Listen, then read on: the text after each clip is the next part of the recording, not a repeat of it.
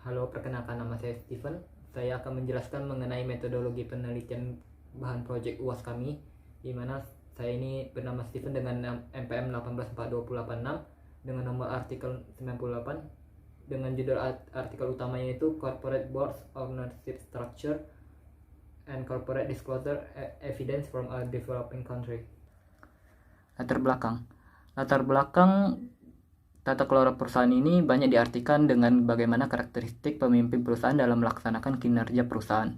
Semakin baik atau buruk tata kelola perusahaan, maka akan sebanding baik atau buruk kinerja perusahaan. Ukuran dewan perusahaan yang besar akan mengakibatkan peningkatan biaya tata kelola yang menyebabkan penurunan profitabilitas.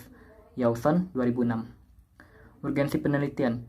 Kasus terkenal di Indonesia itu adalah PT Garuda Indonesia Tbk, di mana pada tanggal 24 April 2019, dua komisaris itu menolak untuk menandatangani laporan keuangan pada tahun 2018, di mana mereka menganggap ini bertentangan dengan PSAK dan mereka melakukan pengungkapan terhadap kinerja. Laporan keuangan menjadi penghubung dan penyampai pengungkapan perusahaan yang bersifat keuangan maupun non-keuangan. Pengungkapan perusahaan termasuk angka atau jumlah informasi dan informasi tidak tertulis atau kualitatif informasi. Kuantitatif informasi berasal dari laporan keuangan yang bersignifikan memprediksi kinerja pasar saham, menurut Shaw 2018. Berdasarkan agensi teori, ukuran dewan adalah kunci untuk mengawasi manajer. Samaha tahun 2012 merekomendasikan perusahaan mempunyai susunan yang lebih besar agar tidak didominasi oleh senior eksekutif dan sebagai hasilnya lebih banyak terjadi pengungkapan finansial maupun non-finansial dibanding dengan dewan yang lebih kecil.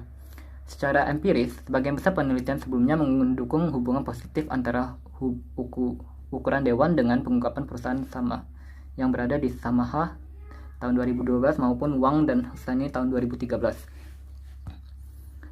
Model penelitian terdahulu memiliki beberapa variabel yang sama dengan penelitian yang saya lakukan, yaitu board composition, board size, duality in position, dan institutional ownership. Nah, model struktur ini saya ambil dari Muhammad Ahmad Abu Zraik dan Fauzia Hanim di tahun 2018. Hubungan variabel independen dan dependen. Ukuran dewan yaitu ini adalah hubungan antara independennya, yaitu ukuran dewan, kepada pengungkapannya. Perusahaan yang mempunyai susunan yang besar akan melakukan pengungkapan karena member yang banyak juga dan sebagai hasilnya lebih banyak terjadi pengungkapan finansial maupun non finansial dibanding dewan yang kecil. Untuk yang kedua, variabel independen yaitu role duality. Perusahaan yang memiliki role duality dapat tidak jujur dalam melakukan pengungkapan karena memiliki jabatan yang tinggi. Variabel yang ketiga independen yaitu susunan dewan. Perusahaan akan melakukan pengungkapan jika yang menjabat disusun sesuai dengan tata kelola perusahaan demi pemangku kepentingan. Yang keempat itu jumlah rapat. Perusahaan yang selalu rutin melakukan rapat lebih memungkinkan melakukan pengungkapan karena informasi lebih diperbaharui. Yang kelima, variabel independennya yaitu komite audit. Dengan keberadaan komite audit, maka laporan akan lebih transparan dalam melakukan pengungkapan. Yang keenam, kepemilikan asing. Kepemilikan asing akan mengikuti kebijakan mengikuti negara tempat usaha agar tidak melanggar peraturan dalam melakukan pengungkapan. Kepemilikan pemerintah, yang ketujuh, yaitu perusahaan akan lebih diawasi karena merupakan usaha negara dalam melakukan pengungkapan. Walaupun mereka memiliki peraturan yang lebih ringan, tetapi mereka memiliki pengawasan yang lebih ketat. Yang variabel independen yang ke-8 yang mempengaruhi pengungkapan yaitu kepemilikan institusi. Perusahaan akan lebih transparan karena merupakan milik institusi. Yang ke-9, kepemilikan direktur mempunyai hubungan, yaitu jika kita memiliki direktur yang mempunyai wewenang, maka dia akan sewenang-wenang dalam melakukan pengungkapan karena memiliki kekuasaan. Nah, ini adalah model dan hipotesis penelitian yang telah saya buat. Nih, variabel saya ini terdiri dari 5 variabel independen dan 4 variabel kontrol, di mana mereka ini akan mempengaruhi variabel dependen saya, yaitu pengungkapan perusahaan. Nah, kelima-lima ini mempunyai hipotesisnya tersendiri. Dimana untuk yang independen ini, ukuran Dewan Komisaris ini mempunyai hubungan signifikan positif terhadap pengungkapan perusahaan. Dan yang kedua itu Dewan Komisaris Independen ini mempunyai pengaruh signifikan positif terhadap pengungkapan perusahaan. Yang ketiga, jumlah rapat ini yaitu jumlah rapat komisaris mempunyai pengaruh signifikan positif terhadap pengungkapan perusahaan juga.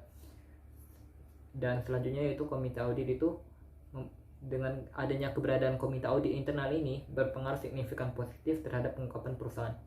Dan yang kelima ini adalah kepemilikan institusi, di mana kepemilikan institusi itu berpengaruh signifikan positif terhadap pengungkapan perusahaan. Nah, berikut adalah hasil penelitian. Nah, ini adalah uji statistik deskriptif, di mana kita akan melihat dari meannya itu. Dan PK, UK, KI, RK, KA-nya itu adalah PK itu adalah dependen saya, yaitu pengungkapan keseluruhan, dan sisanya itu adalah independen saya. Nah, selanjutnya kita akan ke uji Chow, di mana uji Chow ini kita dilakukan untuk menentukan apakah kita akan lanjut itu menggunakan Pulley Square atau menggunakan Fixed Effect Model, dimana jika dia di atas 0,05 maka kita akan memilih PLS, sedangkan jika dia di bawah 0,05 maka kita akan memilih Fixed Effect Model. Nah, kita akan melihat dari uji Chow-nya itu hasilnya itu di cross section square-nya itu di probability, dimana di probability saya ini di bawah 0,05 maka kita akan memilih Fixed Effect Model.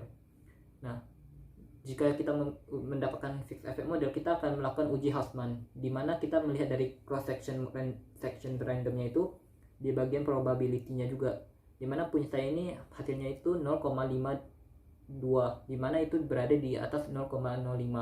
Nah, itu artinya saya akan melakukan melanjutkan dengan uji random, bukan dengan uji Fixed Effect Model. Selanjutnya itu kita akan melakukan uji F.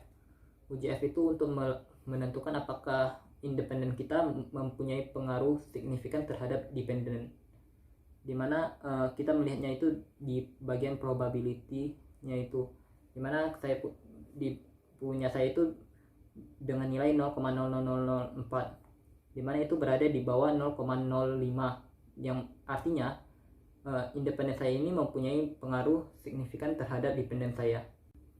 Nah, dimana uji T kita akan melakukan uji T, dimana uji T ini untuk menentukan apakah variabel kita ini mempunyai hubungan yang signifikan, dimana kita dapat melihat dari probability, jika dia di bawah 0,05 maka itu mempunyai pengaruh signifikan, sedangkan jika dia di atas 0,05 maka dia belum mempunyai pengaruh signifikan. Dimana untuk mengetahui dia signifikan positif atau negatif, kita melihatnya dari koefisien. Jika koefisien kita itu positif maka dia pengaruhnya signifikan positif, sedangkan jika koefisien kita negatif maka pengaruh dia adalah negatif. Nah, selanjutnya kita ke uji Gartner of Fit Model, dimana kita melihatnya itu dari adjusted R square-nya itu, dimana saya punya ini hasilnya adalah 0,32. Kita harus dikalikan 100 untuk mendapatkan persentase.